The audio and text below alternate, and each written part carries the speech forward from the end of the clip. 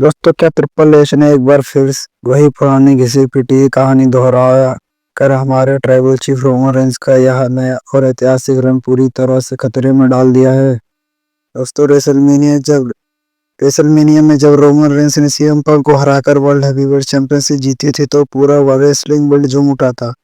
लंबे समय बाद रेंस दोबारा वर्ल्ड चैंपियन बने थे, लेकिन दोस्तों इस मेगा इवेंट को खत्म हुए 1 महीने से ज्यादा का समय हो चुका है और ट्रिपल एच ने रोमन रेंस को लेकर कुछ ऐसी बड़ी और ब्लंडर गलतियां कर दी है जिससे फैंस का एक्साइटमेंट अब धीरे धीरे कम होने लगा है। लोगों को लगने लगा है कि भाई आगे जाकर रोमन का यह टाइटल रन पूरी तरह बर्बाद हो सकता है।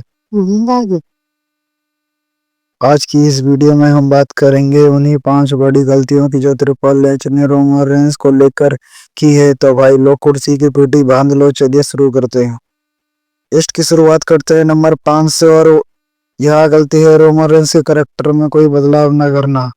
दोस्तों, रोमन रेंस रेसलमेनिया में एक लंबे ब्रेक के बाद चैंपियन बने तो फैंस को उम्मीद थी कि इस बार रोमन का कोई नया रूप और नया गिमिक या कोई नई चीज देखने को मिलेगी, लेकिन दोस्तों चैंपियन बनने के बाद से रेंस बिल्कुल पहले जैसे ही नजर आ रहे हैं। उनमें रत्ती भर का भी बदलाव नहीं किया गया है। ट्रिपल एच की ये बहुत बड़ी गलती है क्योंकि बिना किसी नएपन के फैंस एक ही चीज देख देख कर बहुत जल्दी बोर होने लगते हैं। रेंस के कैरेक्टर को थोड़ा फ्रेश किया जा सकता था। नंबर 4 पर जो गलती है उसने बहुत ही से फैंस को नाराज किया है, यानी रोमन रेंस और द उसोस को फिर से एक साथ में लाना। दोस्तों, कई सालों से हम तीनों को एक ही फ्रेम में एक साथ ही काम करते हुए देख रहे हैं। अब फैंस अब कुछ नया देखना चाहते थे। ट्रिपल एच को चाहिए था कि इस नई टाइटल रेन में रोमन रेंस को द उसोस से बिल्कुल अलग हटकर एक सोलो वॉरियर के रूप में बुक करते, जहां वो अपने दम पर रोस्टर में डोमिनेट करते, लेकिन उन्हें फिर से हाथ लाकर ट्रिपल एच ने कहानी को उसी पुरानी पटरी पर खड़ा कर दिया है। अब बात करते हैं नंबर 3 की, जो रोमन रेंस और जेका फाटू की दुश्मनी की नई भारी जल्दबाजी।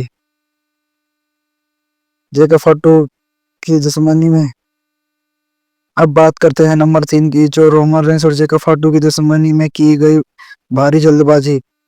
दोस्तों, रोमन रेंस और जेका फाटू के बीच 1-on-1 मैच का इंतजार फैंस कर रहे थे।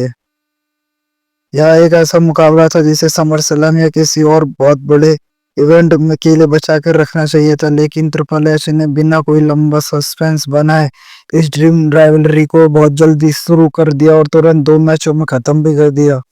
इस जल्दबाजी की वजह से कंपनी और इन दोनों रेसलर को जो एक मेगा हाइप मिली सकती थी उसका कबाड़ा हो गया। दूसरे नंबर पर जो बड़ी गलती है वो है सीधे जेका फाटू की बुकिंग से जुड़ी है। दोस्तों, बैकलैश और क्लैश इन इटली में लगातार 2 मैचों का जेका फाटू रोमन रेंस के खिलाफ हार का सामना करना पड़ा। और वही मंडे नाइट रॉ में क्या हुआ, फाटू ने रेंस को एक्नॉलेज कर लिया और इनके साथ शामिल हो गए, यानी पूरी दुनिया पहले दिन से ही पता था कि ये मैच सिर्फ और छोड़ो फाटू को ब्लड लाइन में शामिल करने का एक जरिया था। इस मैच की वजह से सारा सस्पेंस खत्म हो गया। जेका फाटू जैसे खूंखार रेसलर को आते ही रोमन से नहीं बढ़ना चाहिए था। इस दुश्मनी की टाइमिंग ही गलत थी। और अब आते हैं नंबर 1 पर, ट्रिपल एच की सबसे बड़ी गलती पर, यानी वही पुरानी ब्लड लाइन की कहानी को दोबारा शुरू कर देना। भाई साल 2020 से लेकर 2024 तक लगातार 4 साल हमने ब्लड लाइन का वही ड्रामा देखा, जहां Roman head of the table थे, द उसो उनके पीछे थे और वही एक्नॉलेजमेंट का खेल चल रहा था। अब 2026 में भी रेंस के साथ द उसो और जेका फाटू वही सब चीजें दोबारा कर रहे हैं। फैंस स्टोरी को लेकर अब ज्यादा उत्साहित नहीं है चूंकि सबको साफ साफ दिख रहा है कि पुरानी चीजों को ही बस नए नाम से दोहराया जा रहा है। अगर ट्रिपल एच ने कोई नई स्टोरी लाइन नहीं सोची तो भाई रोमन रेंस का ये नया टाइटल रन बहुत जल्दी फ्लॉप और बर्बाद हो सकता है।